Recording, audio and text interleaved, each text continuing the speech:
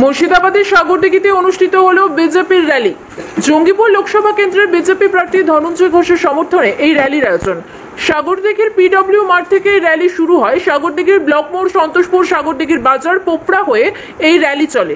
এই র্যালিতে উপস্থিত ছিলেন বিজেপির সুকান্ত মজুমদার, বিজেপির সংখ্যালঘু মোর্চার জঙ্গিপুর সাংগঠনিক জেলা সভাপতি বদিউর জামান সহ অন্যান্য জেলা ও ব্লক নেতৃত্বগণ।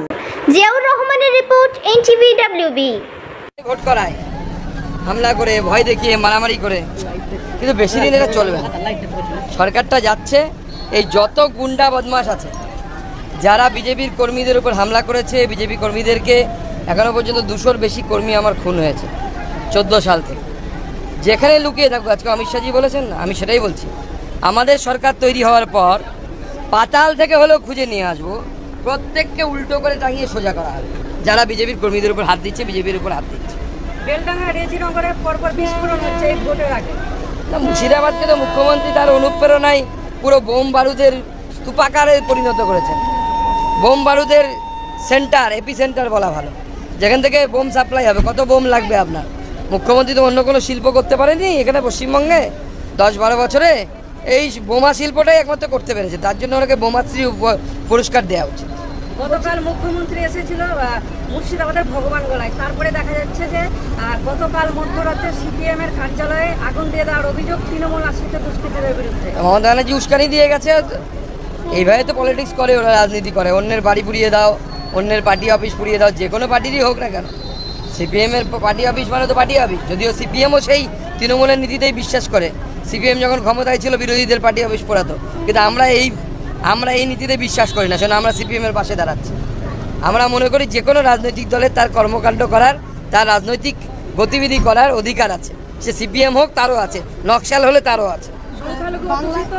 মুর্শিদাবাদের এই জঙ্গিপুর লোকসভা কেন্দ্রে ধনঞ্জয় ঘোষ কতটা প্রভাব ফেলতে পারবে এবং জেতার ব্যাপারে কতটা আশাবাদী আপনি? দেখুন, এইবার যে ধরনের সমীকরণ তৈরি হয়েছে, একদিকে তৃণমূল কংগ্রেসের প্রার্থী সংখ্যালঘু সম্প্রদায়ের, কংগ্রেসের প্রার্থী সংখ্যালঘু সম্প্রদায়ের, ISF এর প্রার্থী সংখ্যালঘু সম্প্রদায়ের এবং নির্দল প্রার্থী ব্যাট চিহ্নে তিনিও সংখ্যালঘু সম্প্রদায়ের।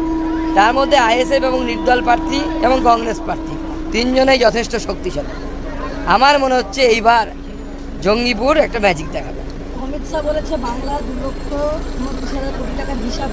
অভিষেক ব্যানার্জি আজকে দর্শক থেকে চ্যালেঞ্জ করেছে।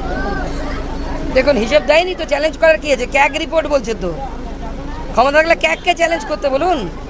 ক্যাগ রিপোর্ট থেকে শুরু করে বারবার বলা হয়েছে সময়ের মধ্যে হিসাব দিতে হবে। আপনার মাধ্যমিক পরীক্ষা 16 তারিখ থেকে, আপনি যদি 18 তারিখে গিয়ে বলেন আমি বাংলা পরীক্ষা দেবো, হবে? হবে না তো। মাধ্যমিক পরীক্ষা যখন হচ্ছে তখন তো দিতে হবে আপনাকে। মুখ্যমন্ত্রী বিভিন্ন জনসভা থেকে চাকরি বলে সম্বোধন করছে কেন্দ্রীয় সরকারকে। মুখ্যমন্ত্রীর মুখ দিয়ে তো চাকরির গন্ধ বেরোচ্ছে, খেয়েছেন তো উনি। এই যে 21,000 লোক যারা যোগ্যতা থাকা সত্ত্বেও আজকে ভুগছে, দায়ীকে? হাইকোর্টে বলেছেন যোগ্য অযোগ্যদের ভাগ করা যাচ্ছে না, সুপ্রিম কোর্টে গিয়ে বলছে আমরা যোগ্য অযোগ্য আলাদা তালিকা দেবো। তাহলে হাইকোর্টে দেননি কেন? তার মানে এই অযোগ্যদেরকে যোগ্যদের কাঁধে দিয়ে পার করার ধান্দা ছিল, সেটা ধরা পড়ে গেছে মহামান্য সুপ্রিম কোর্টের কাছে। সুপ্রিম কোর্ট কি বলছে? সুপ্রিম কোর্ট বলছে, ইংরেজিতে শব্দ একটা ফ্রেজ ইউজ করেছে, it is a total fraud. Bangla করলে যারা এটা নিখাত জালিয়াতি। জালিয়াতিটা কে করেছে? তৃণমূল কংগ্রেস করেছে, মমতা বন্দ্যোপাধ্যায় করেছে। মুখ্য